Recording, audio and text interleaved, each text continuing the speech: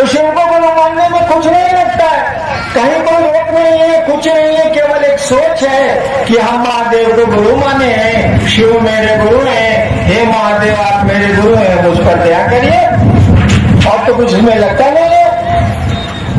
और इसी विचार पर कायम रखने के लिए 3 सूत्र दिए गए हैं, 3 काम दिए गए हैं। दया मांगना है, अपने गुरु की चर्चा करनी है और अपने गुरु को प्रणाम करने की कोशिश करनी है।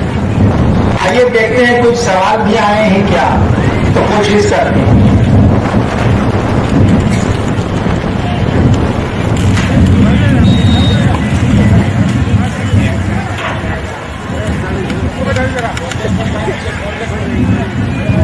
आप लोग अगर शिक्षा कर रहे थे तो आपको बताइए। तो एक भाई की जिज्ञासा है कि गुरु अपने शिष्य की तलाश करते हैं, तो शिव गुरु आपको ही इस कलयुग में शिष्य के रूप में क्यों चुना? अभी थोड़ा देर पहले आप लोग कैसे कर रहे थे? देखिए हम 15-16 साल मसान में रहे, मेरी बोली है खराब। कैसे कर रहे थे अभी आप लोग? अभी तो एकदम साधु के जैसा बैठे हैं, एकदम साधु मात हो गया है आपके सामने। हम कह रहे थे उसी समय जब आप लोग हल्ला कर रहे थे। एक महादेव का चेला हुआ है मच्छंदरनाथ, पुकारू नाम है मच्छंदरनाथ, वैसे उनका नाम था मत्स्येंद्रनाथ। उनका एक चेला हुआ है गोरक्षनाथ, पुकारू नाम है गोरखनाथ, आप लोग सब जानते हैं। गोरखनाथ लिखते हैं, हम कई बार सुनाए हैं आप लोगों को। हवा की ना चली बात, हवा की ना बोली बात। महादेव का चेला बोल रहा है, आप महादेव के चेला है ना, शिव आपके गुरु, आप शिव के शिष्य हैं। मैं उसकी बात कर रहा हूं जो शिव के शिष्य का शिष्य है। गोरक्षनाथ पितामह गुरु थे उनके शिव, दादा गुरु थे उनके शिव। गोरखनाथ कहते हैं हवा की ना चली बात, हवा की ना बोली बात। जैसे अभी आप लोग कर रहे थे, खबर के बोल भी रहे थे, हवा के चल भी रहे। गोरखनाथ ने कहा था हवा की ना चली बात, हवा की ना बोली बात, धीरे धरी बा पाँव। महादेव का चेला बोला है, नाक कट जाती है आप लोगों की, आप लोग चेला है ना। हवा की ना चली बात, हवा की ना बोली बात, धीरे धरी बा पाँव। साधु का लक्षण है, धीरे धरी बा पाँव, गर्व न करीबा सहजे रहीबा। गर्व नहीं करेंगे कि हम शिव के शिष्य हैं या शिव के शिष्य के शिष्य हैं। गर्व न करीबा सहजे रहीबा, सहज रहेंगे भाई साहब। गर्व न करीबा सहजे रहीबा, भड़क गोरख राव। गोरखनाथ ने कहा कि हबक के नहीं चलेंगे, हबक के नहीं बोलेंगे, धीरे धीरे पांव रखेंगे, गर्व नहीं करेंगे, सहज रहेंगे। भड़क गोरख राव। देखिए महादेव के चेला का चेला बोलता है, आप लोग तो महादेव के चेला हैं, ऐसा नहीं करना चाहिए। जानते हैं वो शिव साधुता की पराकाष्ठा है, गृहस्थ जीवन की भी पराकाष्ठा है, दोनों के टॉप पर है वो। उसके से बड़ा साधु नहीं होता है, शिव से बड़ा कोई साधु न हुआ है, न होगा, न है, और उससे बड़ा कोई गृहस्थ भी नहीं है। इसीलिए नहीं है कि कोई आशीर्वाद दिया जाता है तो उसमें कहा जाता है शिव पार्वती की जोड़ी बनी रहे, राम सीता की जोड़ी बनी रहे का आशीर्वाद नहीं दिया जाता है, कृष्ण रुक्मिणी की जोड़ी का आशीर्वाद नहीं दिया जाता है।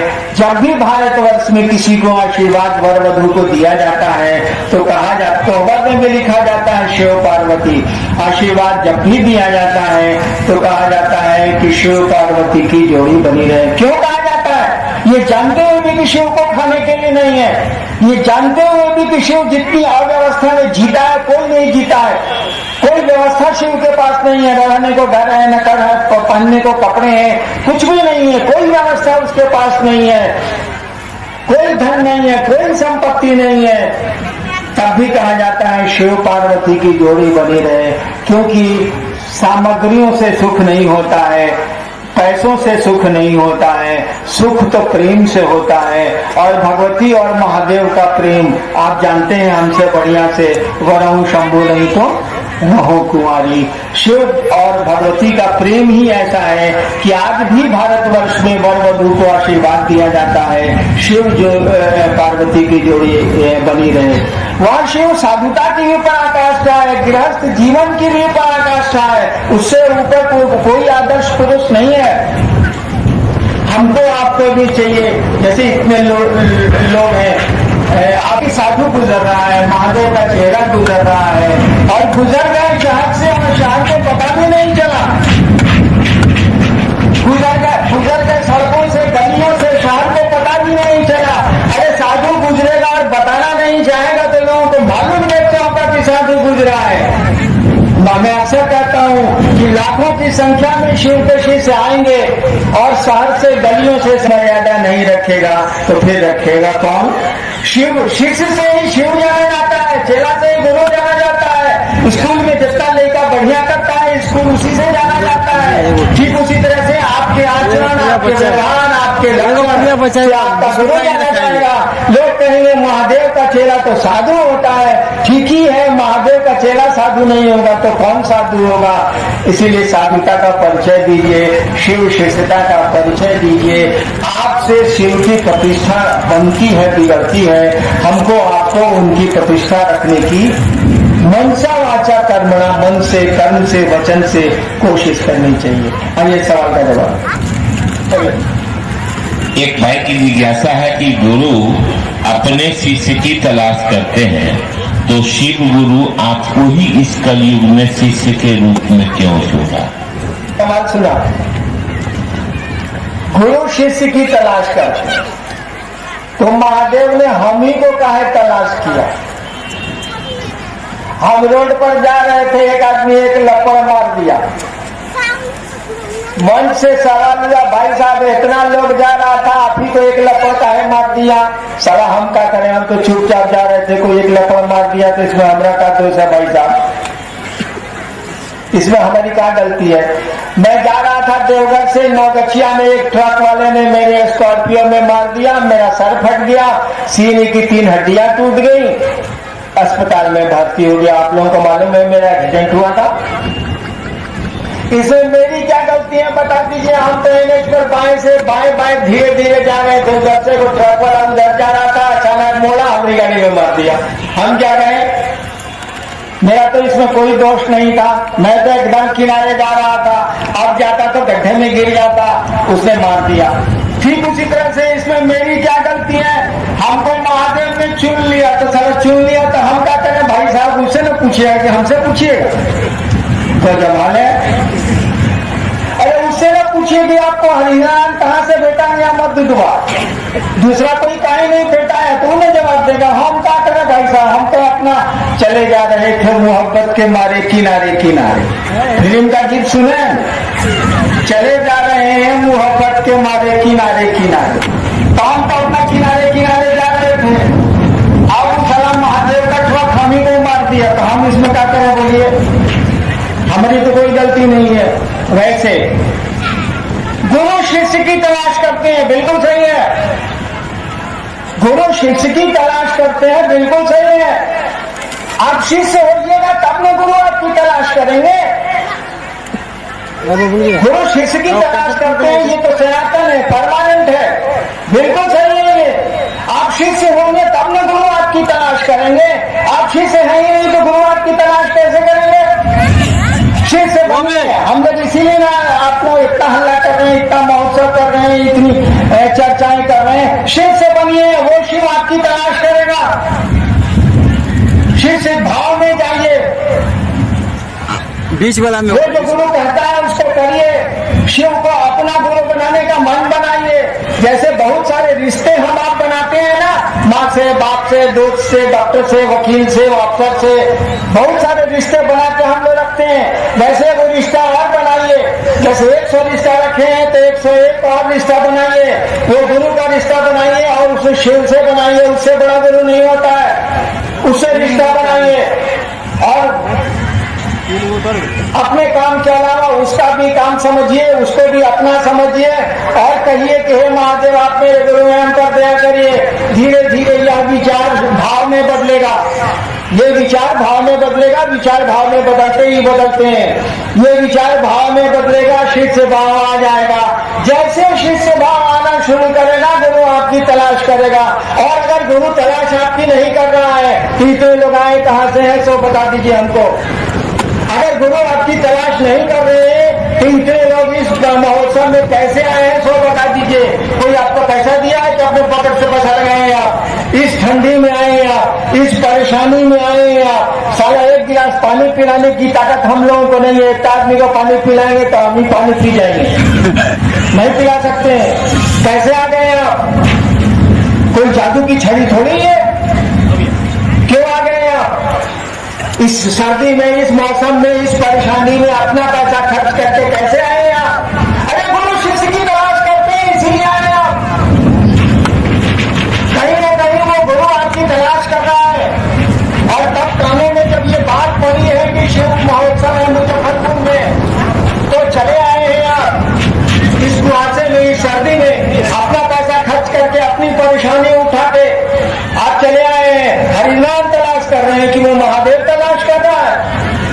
ऐसा नहीं है कि महादेव हमारी ही तलाश करता है, आपकी भी तलाश करता है। कभी लाखों लोग यहाँ पहुंचे हुए हैं, ये गुरु की ही दया है। गुरु ने आपको तलाश किया है, आपको बुलाया है, कान में आवाज पड़ी है और सब काम छोड़ के आप चले आए हैं इस महोत्सव में। इसीलिए आज में नहीं है भाई साहब। अगर मेरी तलाश में होता तो मैं अकेला यहाँ होता। आज लाखों लोग मेरे सामने हैं, वो गुरु आपकी भी तलाश कर रहा है। शिष्य भाव बढ़ाइए, वो और तलाश करेगा, और तलाश करेगा, ऐसी तलाश करेगा कि जितने लोग आए हैं सब सचमुच में शिव हो जाएंगे। उनके दुख कम हो जाएंगे, उनके दर्द कम हो जाएंगे, उनकी परेशानियां, उनका मन नहीं झेलेगा। धीरे धीरे सब ठीक हो जाएगा। आखिर गुरु तलाश किए हैं तभी ना भाई साहब आप आए। ये वो खबर मिली है और चल दिया है भाई साहब। ससुराल जाना रहता है ठंडा में, हम लोग कहते हैं मारो साले में नहीं जाएंगे, आप महोत्सव में आ गए हैं। ये एक दक्षिणा मूर्ति और पंचानन की महिमा से मंडित उनका ज्ञान दाता स्वरूप का शाब्दिक अर्थ क्या है? एक भाई ने पूछा है कि दक्षिणामूर्ति, पंचानन, सदाशिव, ये शिव के गुरु रूप का शब्द है। इसका शाब्दिक अर्थ क्या है, मैंने शब्दों का अर्थ क्या है? देखिए, वही महादेव जो ज्ञान दाता है। ज्ञानदेव ने कहा था शिव द्वारा उपदिष्ट ब्रह्म विद्या, शिव द्वारा उपदिष्ट ब्रह्म विद्या। शिव ने जो उपदेश दिया ब्रह्म विद्या का, तो ये उपदेश देने का, ज्ञान देने का जो शिव का काम है। तो हिंदी बढ़िया जानने वाले लोगों ने, संस्कृत बढ़िया जानने वाले लोगों ने सुंदर शब्द इसके लिए इस्तेमाल किए। जैसे एक आदमी को पानी की जरूरत है, पानी पीना, वो थोड़ा फारसी जानता है, आया है मुजफ्फरपुर में। एक आदमी फारसी जानता है, उसको पानी पीना है, आ गया है मुजफ्फरपुर। वो सोचा कि जरा बढ़िया शब्द का इस्तेमाल करते हैं। कहा भाई साहब आग दीजिएगा, आग। एक आदमी आग लेके आया, आग लेके आया तो कहा कि नहीं, आग चाहिए, आग। एक आदमी का बोलते हैं, चापाकल बगले में ऐसा कहा कि आग दीजिए ना, आग। एगो कहावत है, आब कहते मर गए, लोटा में पानी नीचे था। कहावत है ना कि आब कहते मर गए, लोटा में पानी नीचे था। तो शिव के ज्ञानदाता स्वरूप को कहा गया दक्षिणामूर्ति। दक्षिणामूर्ति कहते हैं, दक्षिण मने भला करने वाला, कल्याण करने वाला, वाम मने उल्टा करने वाला। दक्षिण वाणी होता है लाभप्रद, कल्याण मूलक। दक्षिण शिव का ज्ञानदाता रूप क्या कल्याण मूलक है, इसीलिए शब्द दे दिया गया दक्षिणामूर्ति। अर्थ होता है शिव गुरु। शिव गुरु के पांच शक्तियां धारित करते हैं और ईश्वर गुरु के रूप में पांच शक्तियां धारित करता है। इसीलिए कहा किया गया कि महादेव को 5 को मुंह है, आनंद मन चेहरा। महादेव को 5 मुंह है, पंचानन हो गए वो, यानी इच्छा ज्ञान क्रिया चित्त और आनंद। ये 5 शक्तियां गुरु के पास होती हैं। शिव गुरु है, इसीलिए कहा गया कि ये पंचानन है, 5 चेहरे हैं इनके, यानी ये गुरु है, 5 शक्तियों के धारक हैं। सदाशिव का भी माने यही है। शिव गुरु की स्तुति बहुत सुंदर लिखी है, संस्कृत में है, बहुत लंबी चौड़ी है। दुर्वासा लिखते हैं संस्कृत में कि ये जो बेलपत्र है सो क्या है, ये जो पीठ है जिस पर बैठ के पूजा किया जाता है, आसन, ये क्या है? आई शिव गुरु क्या है? दुर्वासा की स्तुति है शिव के बारे में, लिखते हैं वो, ये बेलपत्र क्या है, ये पानी क्या है, ये शिव गुरु क्या है? वो लिखते हैं कि ये सब कई महादेव हैं। ये शिव गुरु भी महादेव हैं, ये पानी भी महादेव हैं, ये बेलपत्र भी महादेव हैं, ये आसन जो जिस पर पूजा किया जाता है ये महादेव है, सब तो महादेव है। वो तो कहते हैं कि शिव गुरु भी क्या है, ये तो महादेव ही है। शिव गुरु की स्तुति में दुर्वासा लिखते हैं। तो शिव गुरु सामान्य जन सामान्य में प्रचलित है कि वो गुरु हैं। अब आप रूप में क्यों नहीं स्वीकार किए और दूसरे रूप देगा? महादेव की बनी हुई जो तस्वीर है, आपने उस रूप में स्वीकार नहीं किया, दूसरे रूप में स्वीकार किया। सवाल करने वाले का सवाल ही गलत है। मैंने महादेव को उसी रूप में स्वीकार किया है जिस रूप में संसार स्वीकार करता है, और मैं महादेव को फोटो से ऊपर भी समझता हूँ। कोई अंतर मुझको नहीं आता है। महादेव की तस्वीर है तो प्रणाम करने के योग्य है, महादेव अगर निराकार है तो प्रणाम करने के योग्य है। कोई किसी तस्वीर मैंने स्वीकार नहीं की है।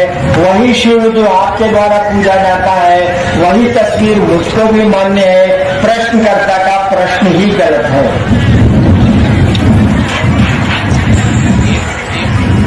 एक भाई ने पूछा है कि महादेव शिव ही गुरु क्यों, अन्य देवी देवता गुरु क्यों? एक भाई ने पूछा है कि शिव ही गुरु क्यों, अन्य देवी देवता गुरु क्यों नहीं? अरे पढ़िएगा, किताब पढ़ लीजिए भाई साहब, उत्तर मिल जाएगा।